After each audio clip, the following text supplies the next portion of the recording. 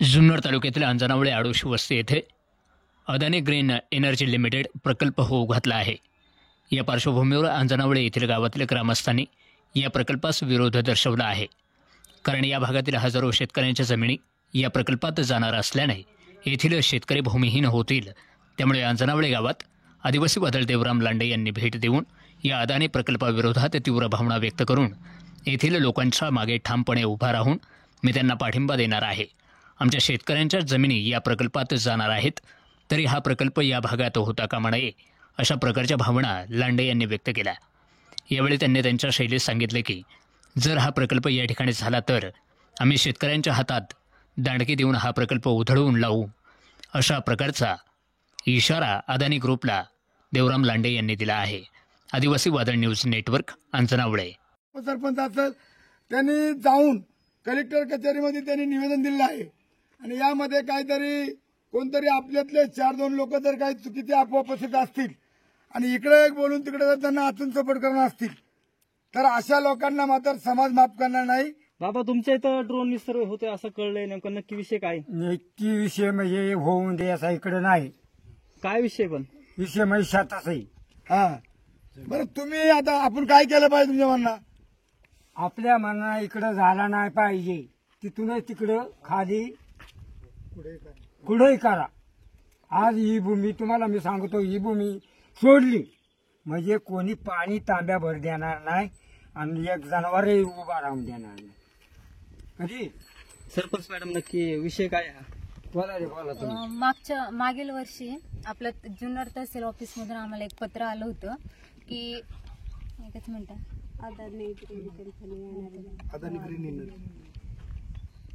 त्यांचं एक पत्र आलं होतं 27/3/2023 ला की सर्वे कामी सहकार्य करण्याबाबत. तर त्यांचा असा विषय होता की उपरोक्त विषयानं आपणास कळण्यात येते की मौजे घाटगर्भ आजनावळे येथील गावातील सर्वे काम करण्याकामी शासन मार्फत अदानी ग्रीन एनर्जी लिमिटेड या कंपनीचे प्रतिनिधी येणार आहेत. सदर सर्वेक्षणास सहकार्य करण्याबाबत वरील संदर्भीय पत्रान्वये माननीय जिल्हाधिकारी सो यांना निर्देशन देण्यात आले आहेत. त्यामुळे आपण सर्वे करताना संबंधित प्रतिनिधी यांना आपणा मार्फत सहकार्य करावे. नक्की हा अदानी ग्रुपचा प्रोजेक्ट कुठला आहे याच्याबाबत सविस्तर माहिती भेटली तुम्हाला? नाही, कारण की त्यांचे जे लोक इथं आले होते सर्वेसाठी तर त्यांना आम्ही कार्यालयात बोलून घेतलं होतं, पण त्यांनाच व्यवस्थित ते सांगता आलं नाही कसला प्रोजेक्ट आहे हा. म्हणजे तुमचं असं म्हणणं आहे की त्यांना माहितीच नाही की नेमकं कुठला प्रोजेक्ट आहे. ते बोलत होते की आम्हाला फक्त सर्वे करण्यासाठी पाठवले, पण कसलं आहे ते सांगितलं नाही. याच्यानंतर तुमची भूमिका काय असणार आहे पुढची? आता सर्व वस्तीने आणि सर्व गावकऱ्यांमुळे आम्ही इथं कोणताही प्रोजेक्ट होऊन देणार नाही. प्रोजेक्ट हा महाराष्ट्र शासनाच्या अदानी ग्रुप म्हणजे 2022 साली जी वर्ल्ड इकॉनॉमिक फोरमची जी दावोसला जी बैठक झाली त्या बैठकीमध्ये महाराष्ट्र शासनासोबत त्यांनी जो करार केला, जो ऊर्जा विभागासोबत म्हणजे मुख्यमंत्री एकनाथ शिंदेच्या कालावधीत तो करार झालेला आहे महाराष्ट्र शासनासोबत. तर त्यांनी हा कलेक्टर महोदयांशी त्याचा पाठपुरावा करण्यासाठी संबंधित कार्यालय तहसीलदार आणि ग्रामपंचायत यांना कळवली की सदरील सर्वे कामी मदत करावी. तसं पत्र आम्हाला ग्रामपंचायतला भेटल्यानंतर आम्ही त्या तातडीची ग्रामसभा बोलावून तो सर्वे बंद केला असं तहसीलदारांना पत्र दिलं. पण तहसीलदारांना पत्र देऊन देखील तरी ती लोक फॉरेस्ट डिपार्टमेंट सोबत आता मागच्या 15 दिवसापूर्वी येऊन गेली. तर म्हणजे असा प्रश्न असा निर्माण होतोय की प्रशासन या गोष्टीला म्हणजे अदानी साठी काम करते की सामान्य जनतेसाठी प्रशासन काम करते. बाबांचं असं म्हणणं आलं की येथे ड्रोनद्वारे सर्वे चालू आहे. हा म्हणजे संबंधित जे इथे स्थानिक ग्रामस्थ त्यांनी असं कळवलं की ड्रोनद्वारे सर्वे करतात वगैरे, आणि ते त्यांना विचारायला गेल्यानंतर सांगतात की आम्ही फोटोशूटसाठी आलेलो. पण तसं नाहीये, ते ऑनलाईन सर्वे करतात. लांडे साहेब आता पुढची भूमिका काय असणार आहे तुमची? पुढची भूमिका म्हणजे आमचा नेहमीप्रमाणे दांडका. मी या ठिकाणी खरं तर सर्व समाजाला आवाहन करतोय, आपल्याला दांडकी पण विकत आणण्याची गरज नाही. इथं करपाच्या काठ्यात हिरडीची झाडं आहेत, ती दांडकी काढायची आणि हातामध्ये प्रत्येकाला घ्यायची. महिला मंडळात दांडकी हातामध्ये घ्यायची. इथं कोण सर्वे करायला येईल दांडका नेम धरून त्या डोक्यात टाकायचा. कारण ही काळी माती ही आपली आई आहे आणि म्हणून याला माझा कडाडून विरोध आहे. मी गेल्या अनेक दिवसापासून ऐकतोय आणि हे अशा प्रकारचं अदानी अदानी का फदानी, कोण म्हणताय अदानी, कोण म्हणताय फदानी. आणि हे अदानी येऊन जर कधी फदानी करणार असेल तर त्यांना माझी दांडकेची गाठ आहे. आणि ही जमीन आपली हक्काची, 7-12 आपलेच. या ठिकाणी त्या टायमाला पण माणिकडो धरणामध्ये आपली लोक बुडावली, कुठेतरी तोंडाला पाण्या पुसला, कोणाला 50,000, कोणाला 60,000, कोणाला 1 लाख रुपये दिले आणि अख्ख्या जमिनी आपल्या धरणामध्ये बुडाली. लोक डोंगर कपाऱ्यामध्ये राहायला गेली आणि आज आपल्या लोकांची आशा होता ते पाणी नगरात आलं, इकडे आले. आपल्याला स्वतःला पियाला पाणी भेटत नाही, राहिलेल्या जमिनीला पाणी नाही. 20% आपला राखीव कोट आहे.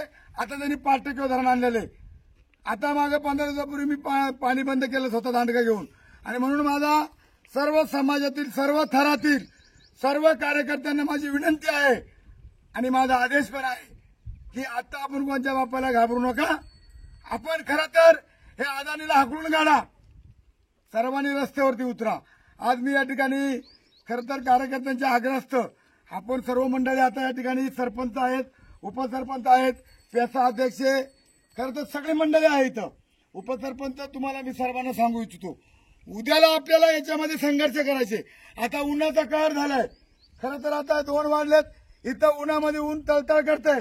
तरी अशा उन्हामध्ये आपण या ठिकाणी खरं या माजी सरपंच, भांबळे सरपंच, एक आदर्श सरपंच, त्यांची पण जमीन इथं त्याच्यामध्ये गेली. आणि तुम्ही घाबरू नका, तुमच्या पाठीचे हे वादळ आहे.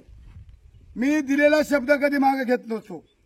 मी एकदा मनावर घेतला ना पुराच करणार. मी त्याला दांडकेची गाठ आहे माझी. मी ज्या टायमाला आरक्षणाचा प्रश्न आला, आम्ही बनकर फाट्यावरती दांडका घेऊन आम्ही असा मोर्चा काढला. मला त्या फौजदाराने विचारला दांडका कशाला. अरे म्हणलं दांडका आहे ना, हे आमच्या आदिवासींची खून आहे. बरोबर आहे.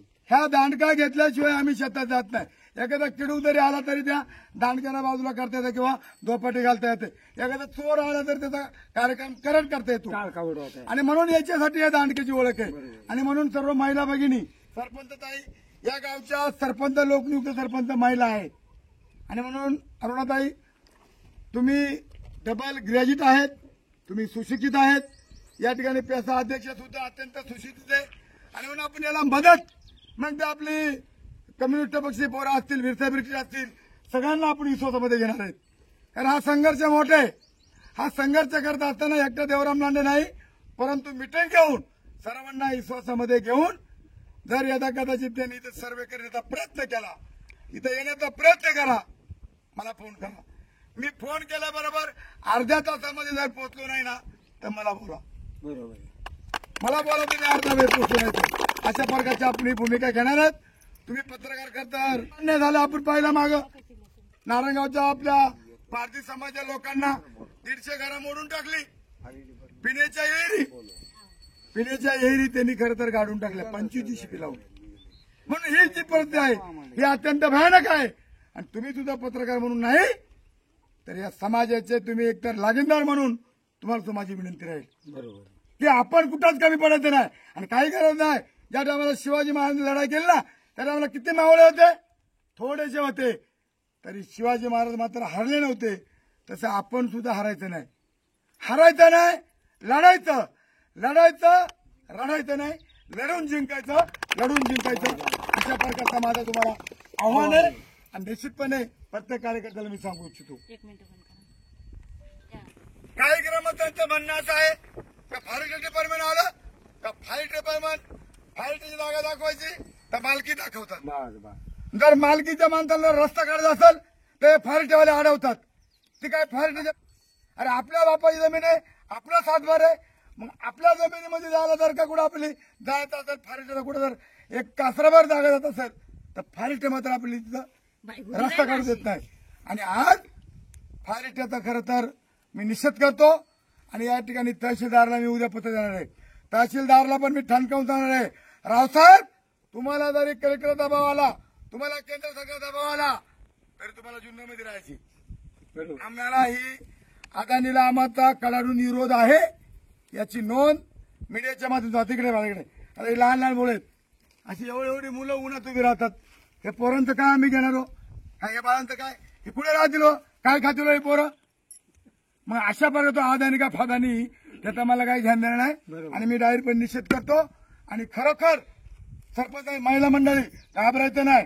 हे बघा, आपली जमीन हक्काची नाही, कोणत्या बापाची. 7-12 आपलंय, बरोबर आहे. आणि आपला सातबारा असताना त्या मग खाली करा ना, तिकडे कुठं करत आहे. तुम्हाला प्रोजेक्ट करायचे आहे ना, तिकडे पूर्व भागात करा ना. अरे येऊन जाऊन तुम्हाला अरे खेड तालुक्यामध्ये धरणं झाली, आदिवासी बुडाली.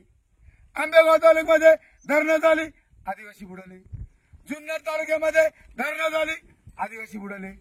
अकोले तालुक्यामध्ये गाडगर म्हणून गाव आहे, धरणं झाली, आदिवासी बुडाली. सांगा मला, जिथं जिथं हा डोंगरचा रहिवासी राखणदार आदिवासी बांधव आहेत, हा सगळा त्यांनी या धरणामध्ये बुडवलेला आहे. न कुणाला चांगला पेमेंट, न कुणाचं पुनर्वसन. अजून गावठण नाही, अजून गावठण नाही. लोक स्वतःच उठले, घरं मोडली आणि सोयीनुसार त्यांनी राहण्याची सुरुवात केली. आणि मग जर तुम्हाला पुनर्वसन आमचं करायचं नव्हतं तर धरणं बांधलीत कशाला? धरणं आमच्या उशाला, कोरड आमच्या घशाला. अरे आदिवासी भागामध्ये पिकतात वऱ्याचा भूस, पूर्व भागामध्ये ऊस, तरी आम्ही खुश. किती आमच्यावर अन्याय करायचा. आणि म्हणून माझा कडाडून विरोध आहे. माझा त्या कोण सर्वे करणारे असतील त्या अदानीला माझा विरोध आहे. आणि आपल्यातले कोणी जर चमचेगिरी करणार असतील, त्यांना आतून सपोर्ट करणार असतील, तर त्यांना सुद्धा दांडकेची गाठ आहे. हा माझा खरं तर शाळेला त्यांना सुद्धा माझी दांडकेची गाठ आहे. त्यांनी सुद्धा या दांडके बघून इथून पुढे कोणाला सहकार्य करायचं त्या नाही करायची जाणीव ठेवली पाहिजे. परत एकदा तुम्ही सर्व गावकरी मंडळी आलात, मामले साहेब, भीमाबाई, कमाबाई, तुम्ही महिला आहेत, महिलांमध्ये ताकद आहे.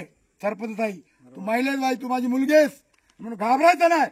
मी माझा स्वतःचा प्राण गेला तरी चालेल, इथं रक्ताचे पाठ वाजले तरी चालेल, पण हे आदिवासी वादळ तुमच्या पाठीचे मी भक्कमपणे उभा आहे. अशा प्रकारचा शब्द मी तुम्हाला या ठिकाणी देतो.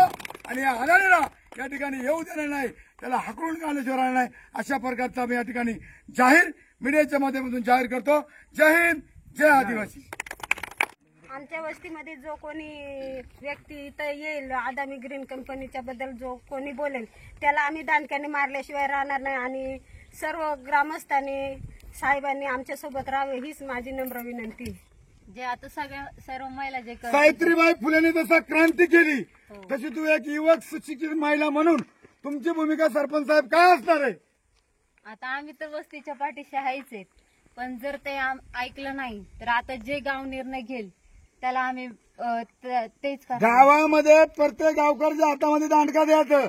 दांडका जर हातात असला तर कुठला अधिकारी इकडे येणार नाही. आणि जर कोणी अधिकारी असेल एवढी दांडकी तुम्हाला इथं काय दांडकी विकत घ्यायला नाही. इथं सगळी साधनेची दांडकी काढायची प्रत्येक महिलेनी आणि याचा कार्यक्रम करायचा. चला, धन्यवाद.